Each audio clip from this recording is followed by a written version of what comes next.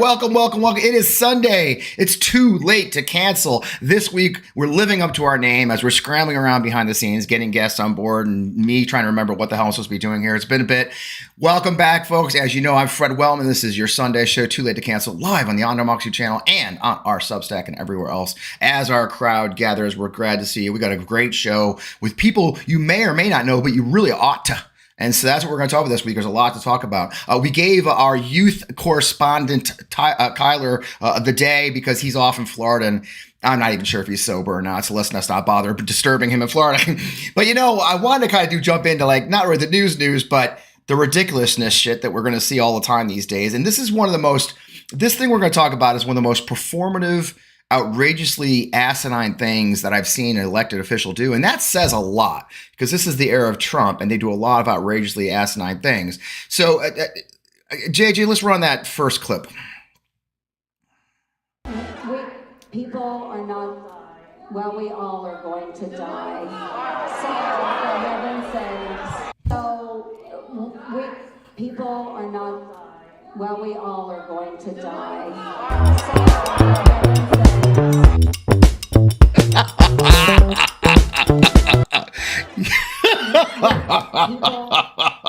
JJ, what the hell are you doing? Okay, yeah, so that is Senator Joni Ernst at a town hall on Thursday. So she held her town hall at 7 a.m. You know, she don't want a big crowd or anything, but enough people showed up. And Senator Joni Ernst of Iowa was obviously, you can hear the crowd, since you heard it 3 times, JJ, getting kind of pummeled about the cuts to SNAP and Medicaid and Medicare, and people saying flat out, look, people are going to die, and call that hyperbole, but it really isn't. If you understand what's happening to Medicaid, Medicare, and SNAP, one of the things about SNAP I keep mentioning is this Republican big ugly bill includes the idea that they're going to lower the age of a dependent child to 7 as the max age, not 18, but which is the standard on, well, the entire freaking planet Earth. No, they decided to lower it to the age of 7 in this bill, thus cutting off thousands, if not millions, of children from food aid. Okay, you know, starving kids.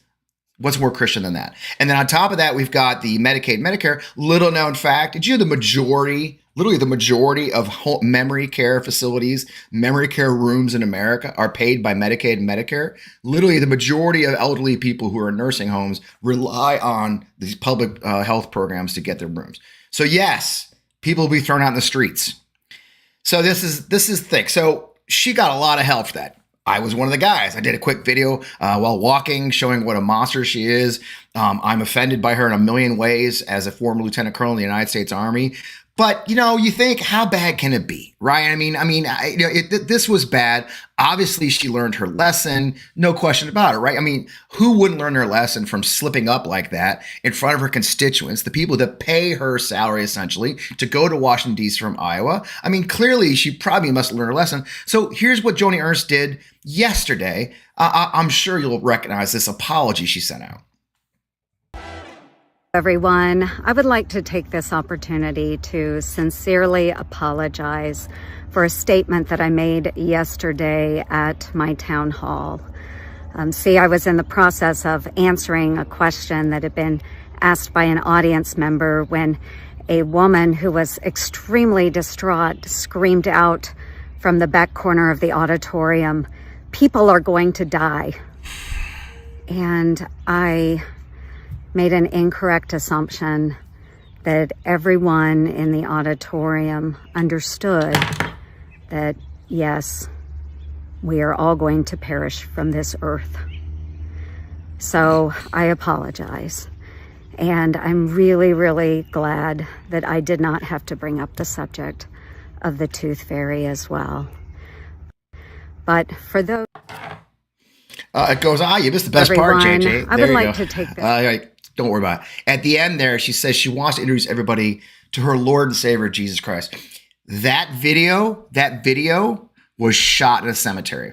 She's standing in a cemetery.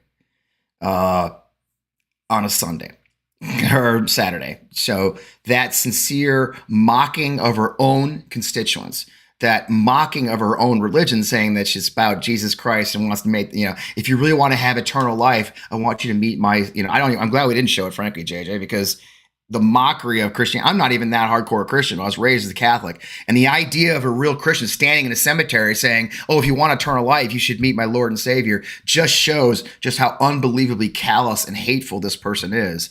She thought that was hilarious. She's going to own the libs. But keep in mind, the people she's mocking are her own constituents, the people who she is supposed to represent. And what really bothered me as a former lieutenant colonel in the United States Army is so is she.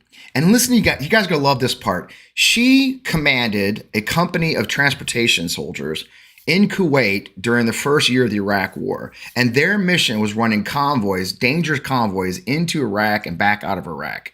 Now imagine sending your sons and daughters to be commanded by that person who's like, everybody dies. And look, I'm a soldier. I've got a really dark sense of humor. That's what we do. That's the one thing about being a service member. You get sort of a dark sense of humor. That ain't it, folks. That ain't a dark sense of humor. That's some callous, ugly, hateful shit. And that's an elected United States senator. She thought that was hilarious. Didn't you think it was hilarious? Somebody on her staff and her thought, oh my God, we're getting dragged on social media by these libs like Fred Wellman and those others. Let's mock the entire thing by going to a cemetery to shoot a video. She took time of her day to find a cemetery to shoot that video. I mean, when you pull each thread of this hateful crone doing what she just did, it gets dumber and more evil each time. So here's good news. She's up for re-election, but obviously she doesn't care because it's Iowa, right? What can happen? I'll tell you why she did that, y'all. It's very simple. Joni Ernst is much, much more afraid of a MAGA primary than she is of any Democrat. Put that in perspective. I had my mentions were flooded. People saying, oh, she's got a great Democratic challenger, a gentleman named Mr. Sage who's running against her, and I'm sure there'll be more now. But she ain't afraid of the Democrats. She's so sure she's going to get reelected in deep red Iowa.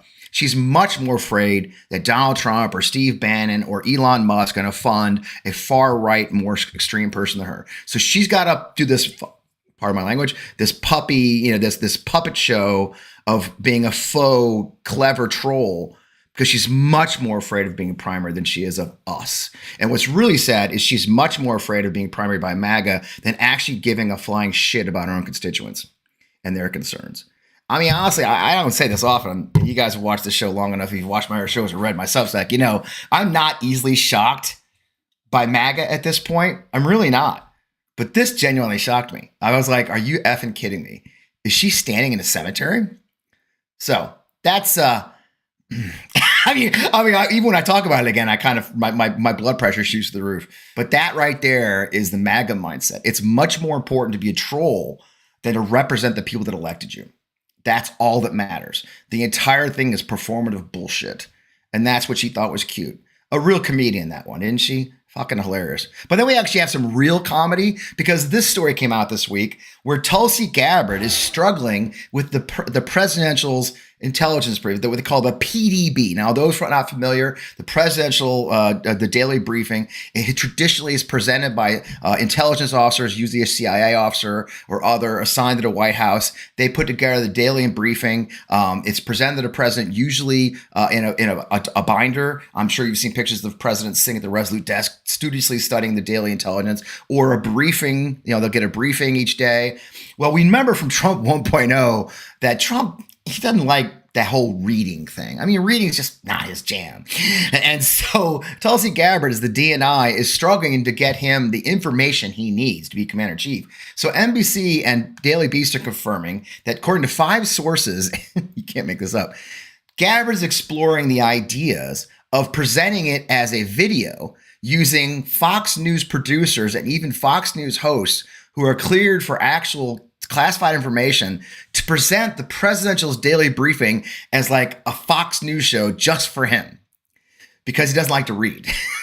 And they wanted to use more cartoons. And one suggestion was, at least in the briefing, to have much more animation, like explosions, and pictures, because our commander in chief doesn't like reading very much. And he just wants to, be able to look at it and get the gist of things. And that's what the PDB is going to be. So, of course, they deny it, more fake news. But, we've all been around a couple of days.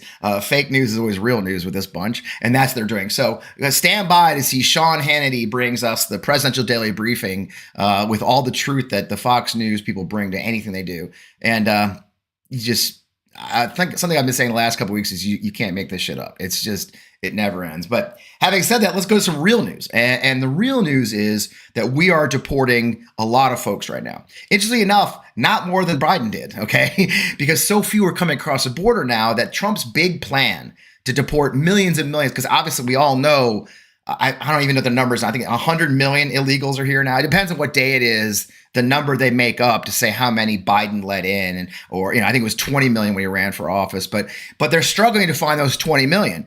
You saw the news this week of them staking out ICE courts where people go in for their green card briefing or their cases to be reviewed for refugee status, and the judge is dismissing it on the spot and they're being arrested. There's a shocking picture I won't show of a family who was dressed up for court in their best Sunday clothes. And when the judge dismissed their case, ICE swooped in and zip tied the entire family, to include a 2-year-old, in her best Sunday clothes. They zip tied the children, the toddlers, because, gotta be tough, guys. A big key part of this have been with their disappearance flights. And there's an amazing hero that's emerged from this story, and he's been around for a while. His name's Tom Cartwright. And I want to bring him to the show, and let's talk about an unsung hero you really should know about.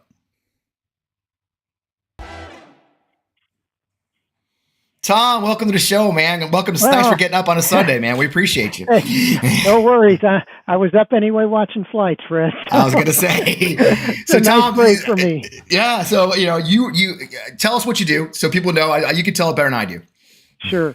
Yeah. So since January of 2020, so a little over almost 5.5 years now, I've tracked every ICE Air flight. ICE Air is the entity and the planes that fly deportation flights, as well as flights with migrants all around the country.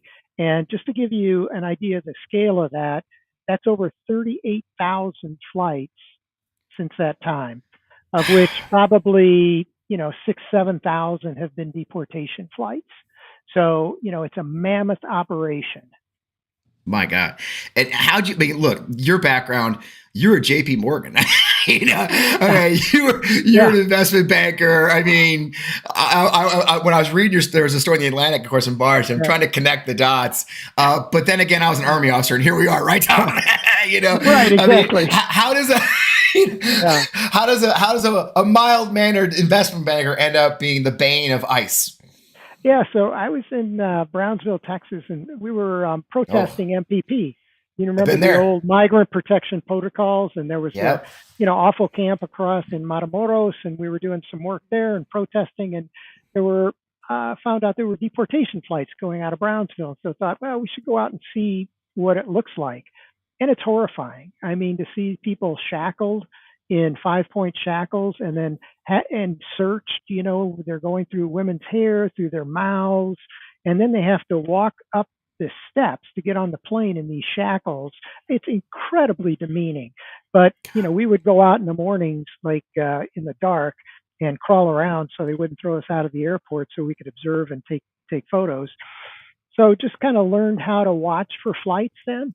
And then, of course, the pandemic hit. And not many planes were flying, but ICE was flying. And I wanted to see if they were going to change their patterns during COVID. And so I had to keep kind of monitoring flights. And of course, the short story is, no, they didn't change a thing. They just kept going.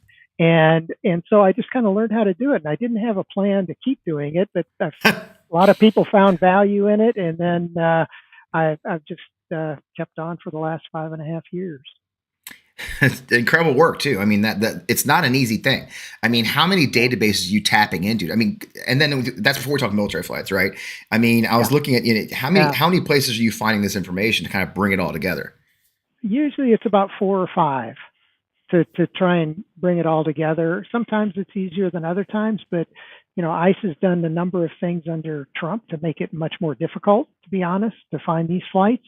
But I've still found a way. And so, yeah, it's quite complicated.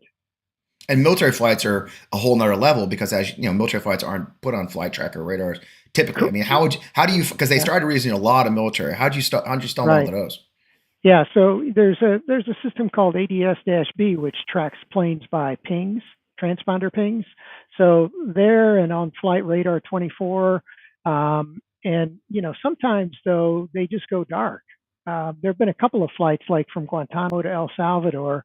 They didn't want anybody to see them, and they literally just went totally dark. No transponders, nothing. So I read a lot of press reports, and try and find them that way too. That's an incredible lot of work. What drives you? I mean, what is driving you to keep this? I mean, like you just said, it's Sunday morning. You've been up already looking at flights. They're trying to keep it from you. I mean, what motivates you to keep going? I mean, what are you now, Tom? You're 70... 71. 71. Okay. Yeah. Looking good, by the way. I'm kind of jealous. Thank you. Thank you. Yeah.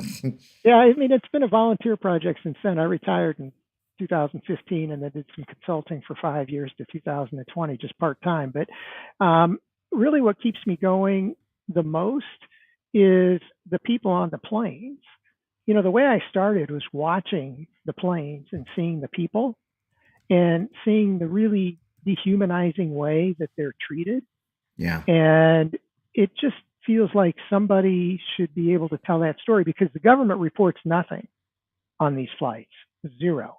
And so, it just feels like everyone on those planes is someone's mother, father, sister, brother, uncle, cousin. They deserve the dignity of people understanding and knowing that, they're human beings. And how many of those human beings are being carted around in those airplanes in shackles? And it's shocking to see those videos. I mean, you've been doing it for a while, and they came in with a plan this time, right? I mean, Trump 2.0. They said they're going to do these things. It's clear they had a plan from day one. I mean, obviously they executed on day one. It wasn't made up. I mean, I think a lot of people went into Trump 2.0 expecting a little bit of a repeat the first time when they stumbled out of the block, but this isn't that case. They came in with a plan. I mean, since you've kind of tracked both, I mean, is there anything that surprised you about Trump 2.0 as far as this goes? I mean, are you seeing the? I mean, I'm probably, it's hard to be shown. Probably be surprised at this point, isn't it? Actually, this is probably a good time to talk about it, because I've been going through May, and during May it's really jumped up. So up through, call it the first week of April, things were pretty steady onto what was happening under Biden.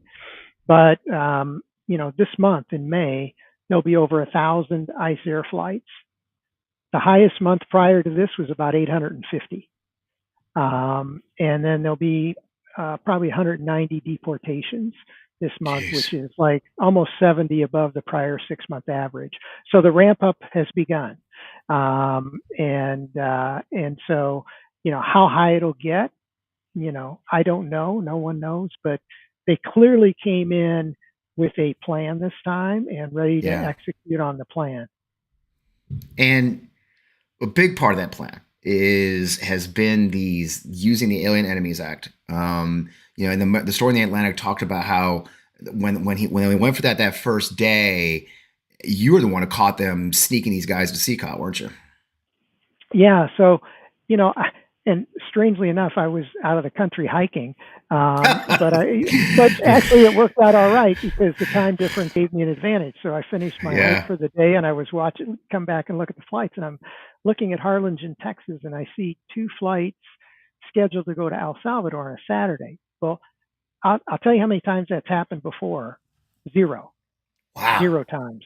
Okay. And so, I just kind of knew that from always looking at these. And so it just jumped out as like, this is crazy.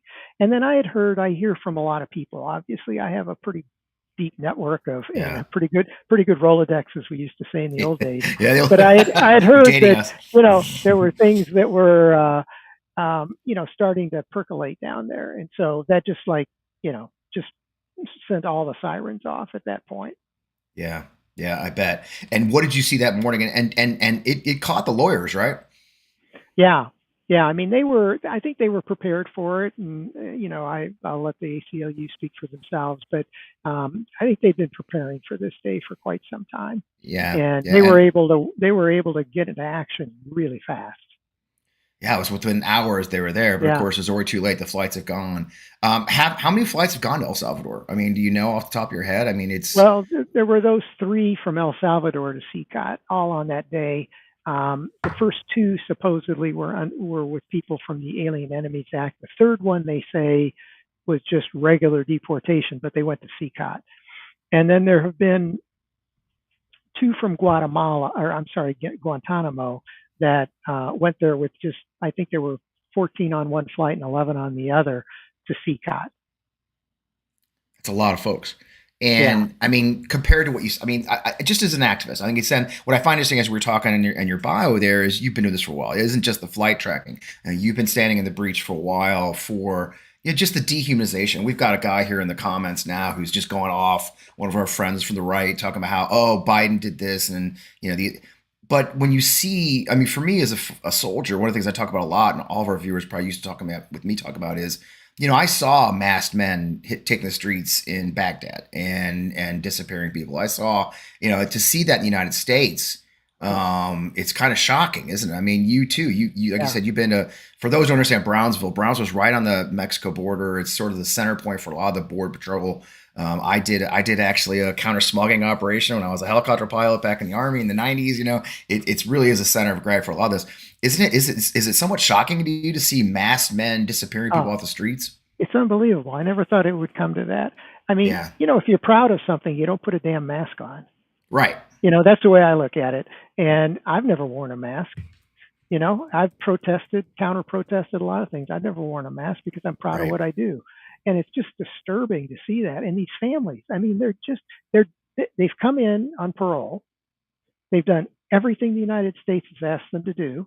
You can disagree on whether you agree with that policy or not, but they did everything they were supposed to do, coming in through CBP-1, many of them.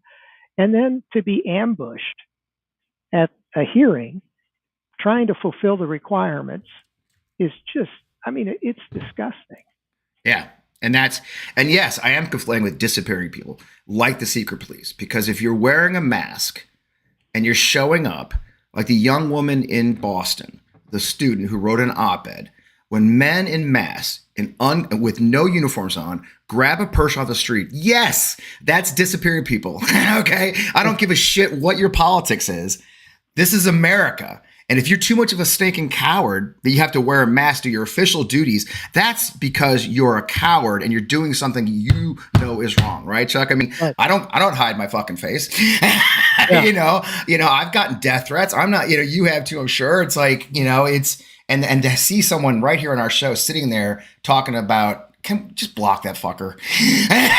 Sorry. I mean, how about you? I mean, it is shocking. It is not American, is it? And we've all traveled the world. We see things. What does that say to you?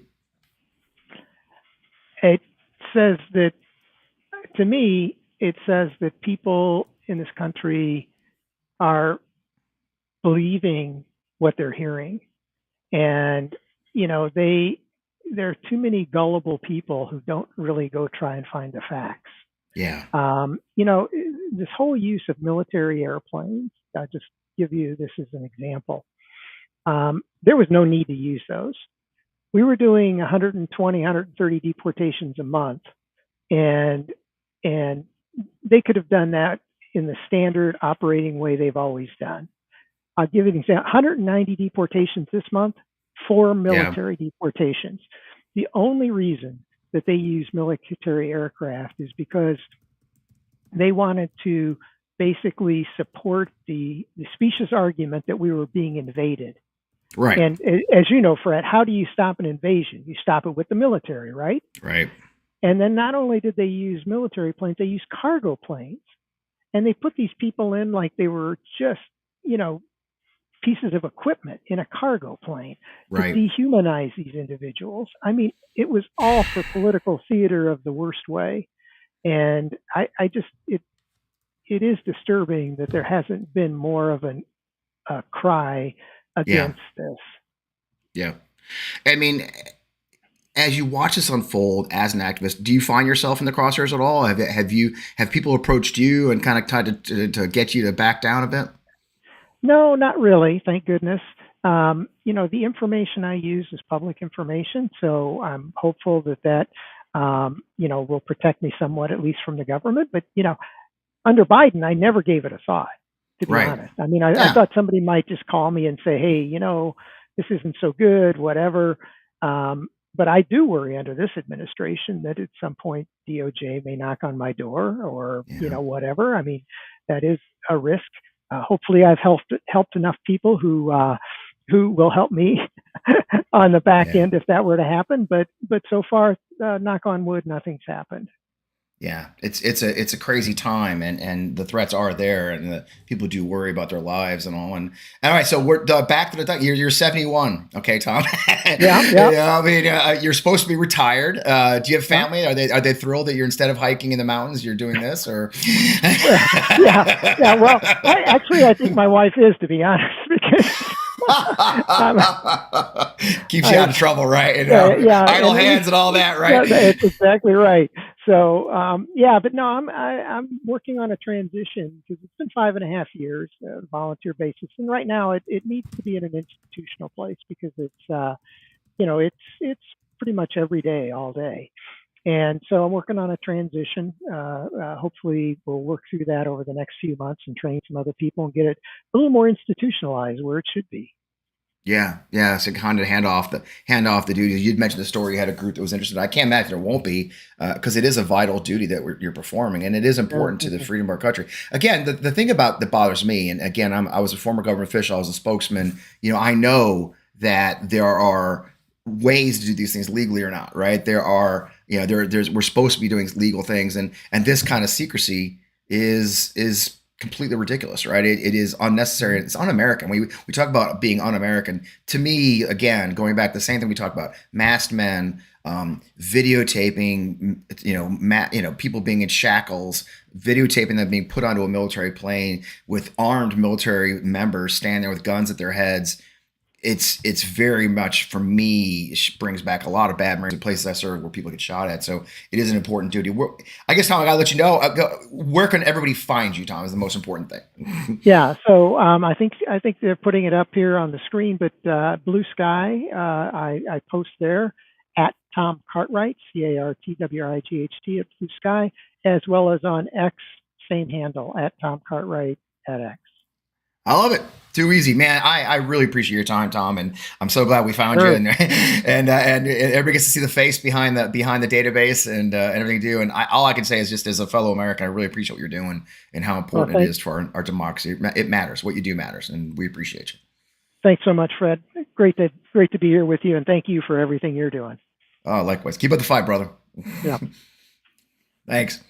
Oh man, that's just so important. I mean, it's amazing what Tom is doing. He's been doing this for years, just as a hobby, essentially. And this is what I love about, that's why I really want to get Tom on, was this is the kind of stuff that we do as Americans to maintain our democracy. It is a constitutional republic that's our duty to maintain in every way we can. And people like Tom who step up and do it, essentially for free, using their retirement, is exactly the kind of folks we want to have. So anyway, as every week, it's that time that we love the most, where we transition to the panel, have a few laughs, have a couple of not so laughs and serious stuff. And I've got, as always, every week, I always say I have a great panel. We got a returning friend and we got a new lady. Let's bring on the panel, JJ. Or we can wait a second. It's a way. I'm going to get more coffee. How you guys all doing today? We're good now that the coffee's coursing through my veins. We're here. Good. Yes. Welcome. Sarah Beth, good to see you. We got Sarah Beth, our good friend Sarah Beth Rosenberg. You know her, teacher, creator, influencer. She hates all those terms, but I like you. And writer, the Sarah Beth Rosenberg Substack. If you're on Substack, make sure you go over to Sarah Beth. You got to put in the comments. Because the setup, I can't tag you yet, but we'll tag you in the video. And of course, Kim Hunt, which you may not know, her name's Kim Hunt, but you may know her as Slay the GOP. Welcome. Thank you for having me. Yeah. Oh man. So I guess we'll start with you, Kim. Kim, where are you at, Kim? You're in Arizona, aren't you? Yeah, I'm in Scottsdale. a lovely place to live. I've spent some quality time there myself over the years, and it's not a bad way. How'd you fall into this? So tell people what if you don't follow her, you need to go to Slay the GOP on Instagram and elsewhere. And Kim has got the reason I want to have her on, she has got a unique style of just dragging these, I mean, Kim, I'm a Lincoln Project veteran, right? And we know that you can get in their head. Mockery is the most deadly thing to the MAGA crew, isn't it? Yeah, it's just funny because, if you see a right-wing influencer post some news, objectively, it's just false. So you can just go and report the quite literal opposite of it. I don't even know if you need to fact check it. I mean, what was it today that people are being arrested in the UK for praying in their heads? There was the big deadly report, right? I know that they thought that Democrats could control the weather, but I think mind reading is just next level. That's incredible. I mean, I can't believe they're doing that in the UK. I hope we get that kind of policing here. I think there's a movie about it, right? Right, Sarah Beth? You studied history. Yeah. Then our police might actually. What? Go ahead. Yeah, we've had a long history. Yeah, we've had a long history of mind reading in America. It's untold history. I had no idea. It's terrifying that we can do that now, I mean, Sarah Beth, you do it too, but you kind of mock some of this silliness. That's why I want to have you guys on together. Sarah Beth's in New York, of course. She's a high school history teacher, which is pretty awesome, So, I mean, it's just I think it's been out a month since your last on, Sarah Beth. I mean, it's still just nuts, right? I mean, are you still trying to juggle it all? I'm trying to juggle it all. And it's like, I go to work into my classroom, indoctrinate kids all day long. Now that it's Pride Month, I'm going to be like, doing lots of transition surgeries in the back book room closet next to the Holy Bible, of course. Yeah. God bless Trump. God bless Allah Trump. No, seriously, inshallah. But every single day I go into the classroom. I feel like going into the classroom, it's a break. We're going to learn about history. We're going to look at, learn the truth about America, go through the Constitution, learn the civics that basically every Republican at this point has either willfully or just never learned. And so I go in there and it's second period and I'm like, okay, cool. We're just going to go back in time.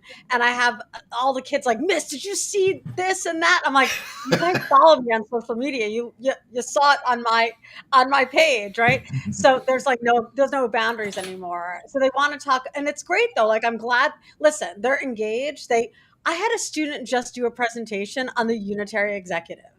What? And all the kids were like, wow, interesting, because they realize, joking aside, they realize now that they need to know about the unitary executive because that's what is dominant. That's what's basically now that the Republicans are using to disappear people and do all these other horrible things.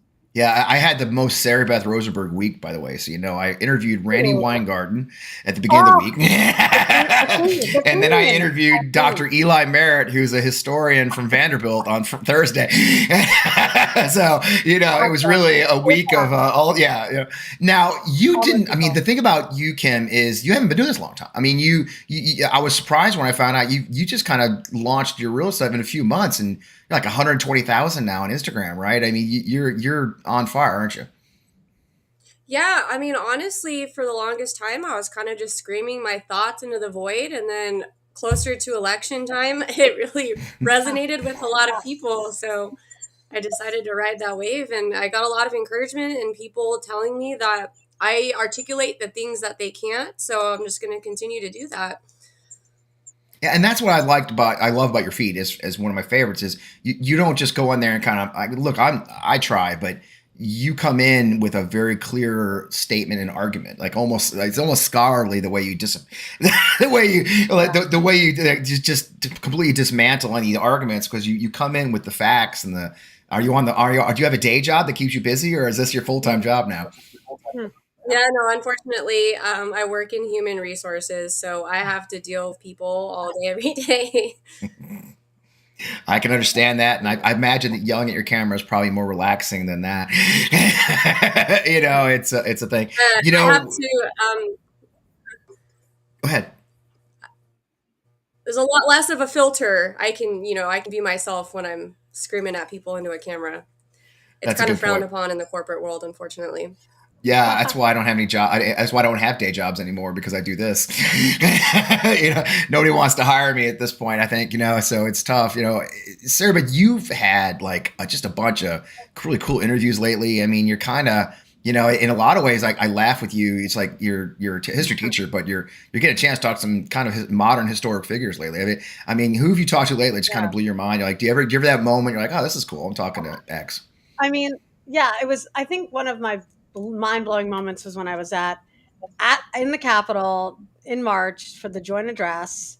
I wasn't actually in the chamber, but I was in the Lyndon Johnson room, and I had the opportunity to both interview senators before and after Democratic senators before and after the joint address, and in between just scream at the TV with a bunch of creators. It was very, very cathartic. And I got to talk to, I mean, one of my favorite interviews was just like, I never met Senator Heinrich before from Nevada. And Mm-hmm. that was my most viewed, and this is something for Democrats to pay attention to. My most viewed interview, one of my most viewed interviews, was my interview with him. And it started with me saying, okay, so what's your plan for tonight? This is before the joint address. And he said, I'm not going. I'm not going in. I'm not going in. And he explained why. And it was really interesting that that was the most, viewed one and most talked about one of my interviews. But every single person, I've gotten to talk to Martin O'Malley about Social Security, where he just broke it down for me. I've been also trying to interview a bunch of people in New York City mayoral race, which if you're in New York City, voting starts in a couple days, early Yeah. voting. Um, yeah, but it's honestly, it's pretty cool that I've been. It's really honestly, this all started like, and Kim, I'm such a fan of all your videos. Like they're always in my feed, and I'm always loving them. But this all started same thing. Like I was screaming into the void back then on Twitter, back in 2015, back in the day, a decade ago, and I just sat down. I was like, this is insane. Like my students are freaking out about what's going on. I'm freaking out. I'm just going to start posting about it. And I think that authentic, just like what the, can I curse? What the F? I Oh can't yeah, curse in no, the we class. could, yeah, no, but you can't hear. Okay. You know that. I can't believe you didn't know that already. Well, no, I'm It's almost constantly, mandatory around here. I know. I cuss all the time. Don't tell my students, but like in the classroom, I'm constantly trying to like model like not cursing. But then they hear me in the hallway. But yeah, I mean, like I just had that what the fuck moment, and then a decade later, here I am, not just like teaching history, but like being a part of history, all because I just like started typing on my screen. Yeah, it's just funny. And you've had, I mean, Kim, you sent your bio. So for folks who don't understand how the background of this show. We have a booker and she'll send us bios, and then producer Katie is our expert on all those banners you see in the community manager. That's producer Katie. So when we do a pre-show, we always say, hey, give us some fun facts. And Kim's like, yeah, I don't have the fun facts. I mean, you had a bumpy life, Kim. I mean, you lost your parents very young. I mean, you're adopted. It's you've had quite a journey to get to this point. I guess as a soldier, we all appreciate like a dark sense. Has it given you a better dark sense of humor, or an understanding of humanity is probably what I see from you. It's a mixture of both. I definitely have a bumper sticker on my car that says, "Don't honk at me, my dad is dead." So dark sense of humor it is then. Dark and weird. Yeah, Wow. it's a shade of black that hasn't been invented yet.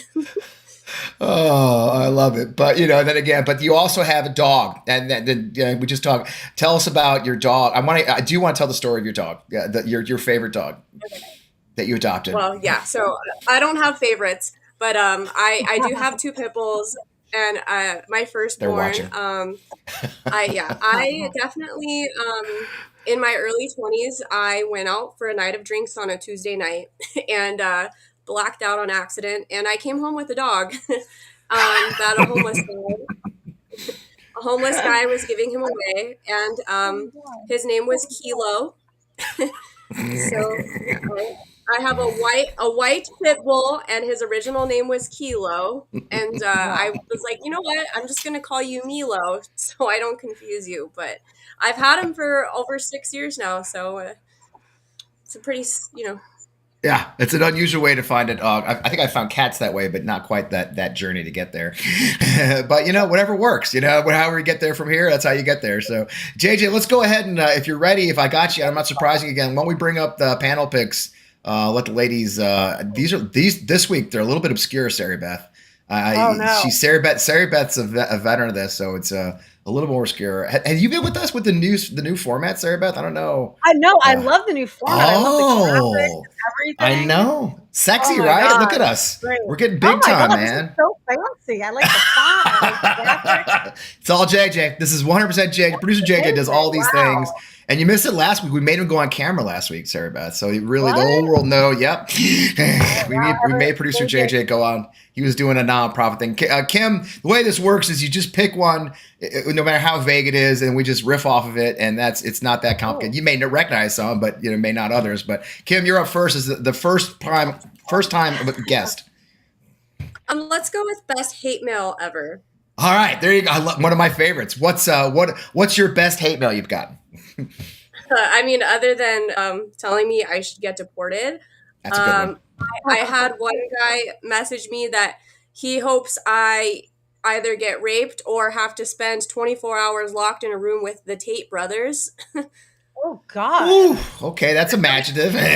That's imaginative. You understand that they are dangerous people, so weird cell phone there. Yeah, right. I mean, exactly. Oh, we love it, but they rape people. Oh, that's fun. Sarah Beth, I know you've gotten a few. We've talked about it before. Oh God. I mean, I'm going through the Rolodex in my brain. I mean, Yeah. if you want the dark, since we're going for dark, I mean, I would say that my crowning moment on Twitter, and this is before Elon Musk took over, I posted, I thought, a promo for my article that I'd written for Parents Magazine about how to teach about January 6th. And it was back in the day when we all were wearing masks still, which was very triggering for people. So Yes. Imagine this, me in a mask, because that was mandated, and we follow the rules here in New York City, and me pointing to my board where it said white supremacy versus multiracial democracy. And I posted the photo. My friend, Fred Guttenberg, said, stop posting photos of you in your classroom that triggers these people. And I wrote teaching about January 6th. And at the time, the hashtag on January 6th was like 3 years ago, was hashtag Capitol riots, right?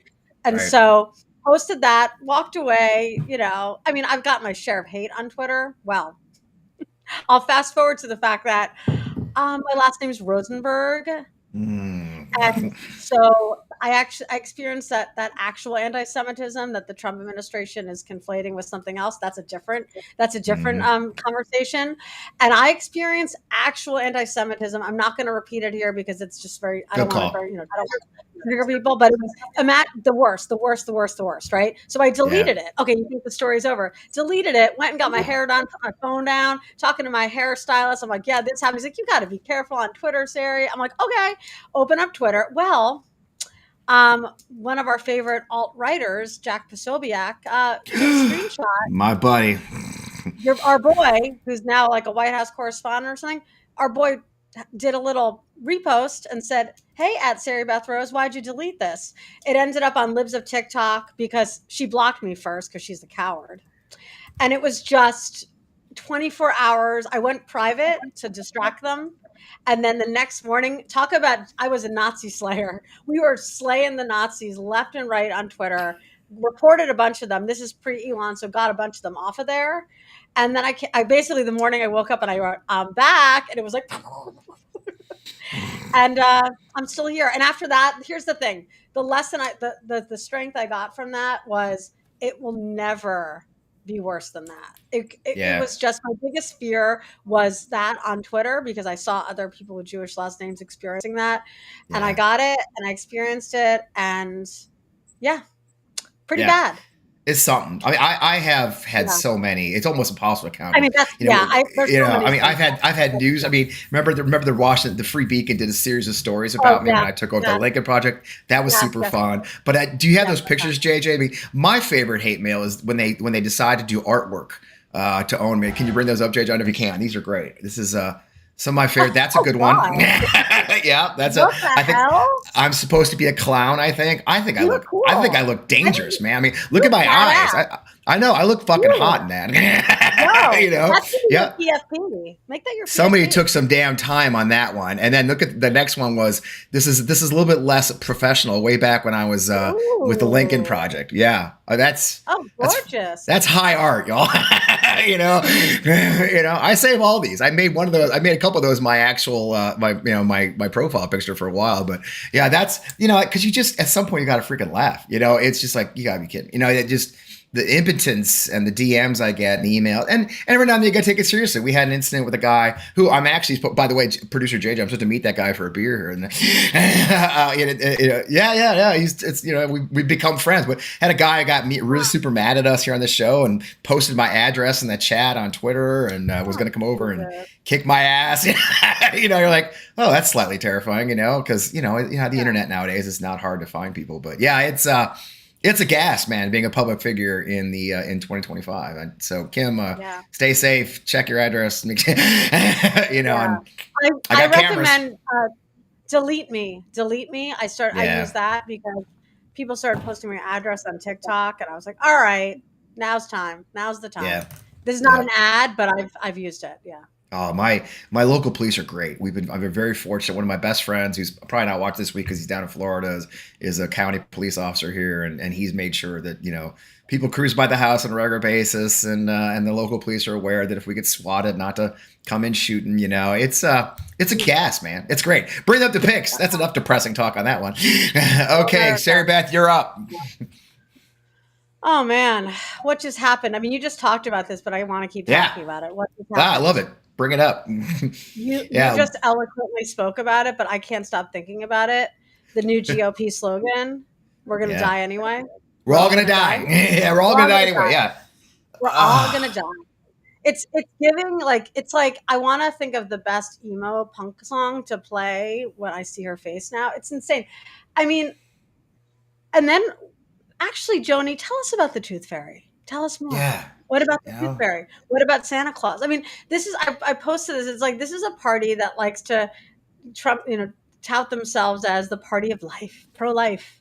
Yeah. And they're really just such death lovers. I mean, they really do want us unalived, it sounds like. And Joni just said the quiet part out loud. And her doubling, I mean, her apology was like, remember when I said we're all going to die and you got upset? We're all going to die. Anyway, have a nice day. What was that? And then to do it, I mean, it's just to think about the production that went into that. They went to a cemetery to shoot that. So this was a plan. Staffing. She's a United States senator. She's staffed, right? She has a calendar. This was literally put together as a plan to be clever, and I mean, do Republicans think it's funny? Like I just feel completely out of the loop here. I mean, maybe because I'm in my New York City liberal bubble that I'm missing the humor, but like, is this funny to them? I don't know. All right, Kim, pick a what just happened moment for you, or something you've been kind of you slapped your forehead about recently. Well, there's a couple things. Nancy Mace allegedly having her interns fake Twitter accounts to hype her up. And also Trump sitting with the South African president or whatever, and then showing him a picture of the Congo and talking about white farmers being genocided. So, which one do you want to talk about? I mean, it's just, we live in a weird world. I mean, how about the new one where Trump posted the QAnon post last night that Biden was actually executed and is a clone. The president of the United States last night posted that his predecessor is a clone. That the president of the United States posted that last night on his own social media site. I wish I was making that shit up, y'all. Can I mention one more? Speaking of tripping out, we got nothing but time. Yeah, we have all day. The video that I posted I haven't posted on Instagram yet because I just don't feel like looking at it.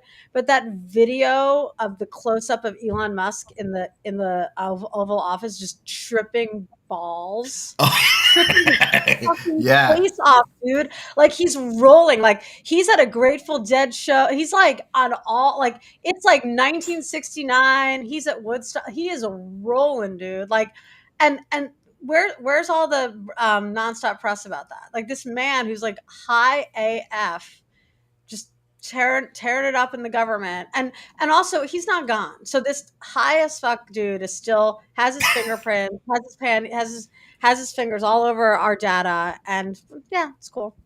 Yeah, it's just great. I mean, I actually posted that when he did that. I posted that video. Remember of him at Mar-a-Lago with the forks on his finger? Yes. And he's like, I don't know who the woman was next to him. I don't know if you do, but she's rolling too. She's like, oh yeah.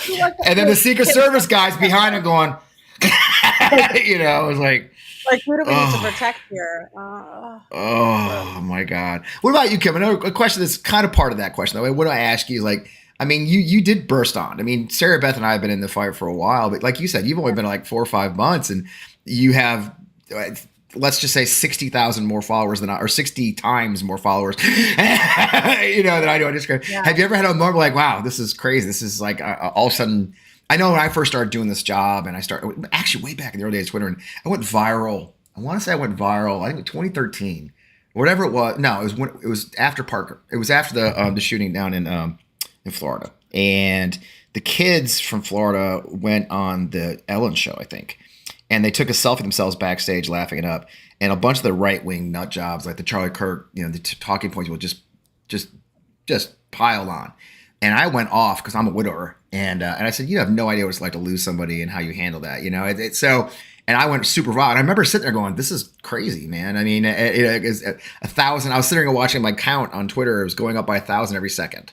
The likes on this Twitter when it went viral. I was like, have you had that moment yourself, Kim, in these short 4 months you've been kind of leaped onto the screen? I mean, yeah, I've had several, but like just 2 weeks ago, I got 4 million views because a girl posted conspiring about autism, and she, you know, was claiming that like the Trump administration is trying to make America healthy again, and they need to investigate why so many people are having autism, and saying like how parents are having autism and then their kids are having autism. And it's like, you know, you can be a conspiracy theorist all day, but admittedly, that just means that you lack critical thinking skills, for one. Second of all, if 2 parents have autism and then their children have autism, it's almost as if it's genetic. And there's not an influx in autism. I think that with research and studies, it's just becoming easier to identify now that we have an understanding of the spectrum. Right. So that did get, it's at like 4.2 million views right now. So that's insane. God there's a collective out there who still understands, you know, science. Yeah. But it's got to be empowering. I mean, I know for me, I am. It's weird for me, and I know Sarah Beth, you're you know, it's got to be good that you're. It feels good to have your voice heard, doesn't it, Kim? I mean, it's like, and I know Sarah Beth, you probably have the same thing. It's like, none of us are doing it. It's not fame. I mean, none of us. I don't think any of it, especially this group, 3 of us. I don't want to be. I didn't set out to be famous. I was just trying to make sure people hear the truth, you know, and can think reasonably, right, Sarah Beth? You just kind of want to be. You want people to understand, right? Yeah, I mean, that's why I was using Sari. Sorry for the siren. I'm in New York. They're not coming New York is standard. I mean, I'd be disappointed if there wasn't a siren on a New York interview. I'm always like, is it me? Is it my turn yet? No, not yet. Yeah. Like, okay, that's why you have to vote for the right mayor. But so basically, like, I mean, for me, I started. So my name's Sari Rosenberg normally, but like when I started posting online, I thought I was being clever. Like, oh, so tricky. Sari Beth Rosenberg. So if you Google Sari Rosenberg, if my students Googled Sari Rosenberg, my social media wouldn't come up. I was so clever, but obviously that didn't work. But yeah, I doesn't work. I was trying to separate the two because I didn't necessarily want, you know, my students, their parents, everyone seeing my posts. Luckily, I teach in New York City because I mean, if I was teaching even in Arizona, I know that like you guys have that superintendent. Actually, I did a TikTok that ended up on Fox News about the Arizona state superintendent. So I'm probably not allowed there either. Arizona teacher, Sari Rosenberg, Fox News and their fact checking. But yeah, I definitely, oh, sorry, my Siri. But so basically, yeah. I love when that happens. Sari Rosenberg, yes, that's me.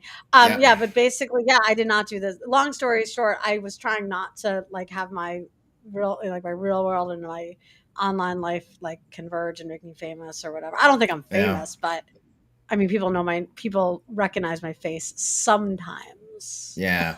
It's weird when that happens. I joined Twitter. I was still in the Army, and Twitter was brand new. We're talking 2009. I was one of the first, and I used my real name because you're all too young to remember probably, but we used to talk about cupcakes back on Twitter in the early days. Oh yeah. That was a thing. I mean, right? Do you guys remember tweet ups? Have you ever heard that term before? Tweet ups? Yes. Yeah. So Kim, tweet ups were a thing in the early days of Twitter where we'd all meet somewhere and have like a talk and tweet about it. It was a tweet up, right? And it was the rage in DC. Like it was the rage in DC. Like you would go to like Georgetown Cupcakes, you'd handle a tweet up. And then NASA, I got to go to a NASA tweet up. This has nothing to do with our show, but it was really cool. And they actually had us talk to the space station, the commander of the space station at NASA headquarters. Yeah. Oh yeah. It was really cool. I was still in the Army then. It was great, And so I just used my real name because I thought, and little I know, so FP Wellman was available, not the rest of my name. And so it became my nom de guerre, and here I am, with 20 years later, but that's how I ended up like with the name and everything. It's just kind of funny, but so there was no hiding at that point. It's like, well, this is who I am. Yeah. I'm Sari Beth Rose on most of them because that was my instant messenger, AOL instant messenger, my AIM. AIM, wow. Sari Beth Rose, AIM. That's Jesus, my AIM name. Dating ourselves. That's I'm not 25, unlike what people say. Yeah, that was my AIM name. So I thought, Sari Beth Rose.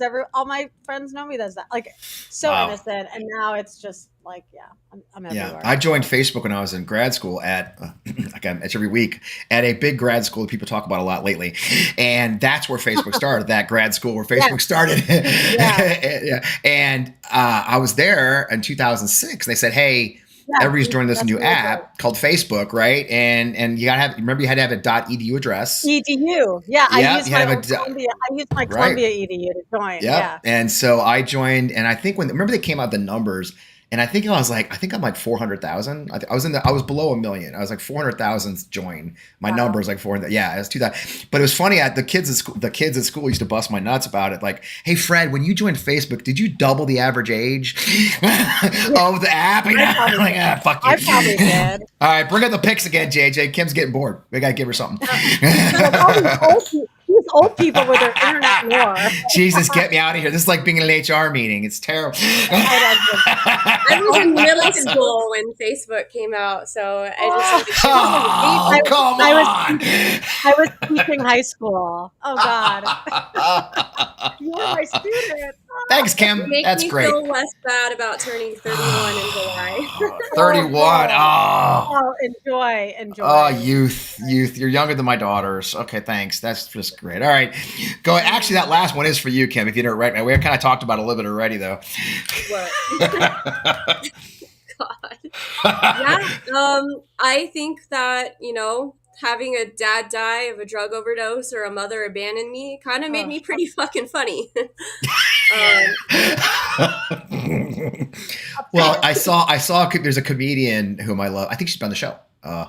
Maybe not. I think she did a bit. She does a bit where she talks about it's Kelsey, and she talks about how that her parents were just bad enough to make her funny, but not enough to get an OnlyFans. And so,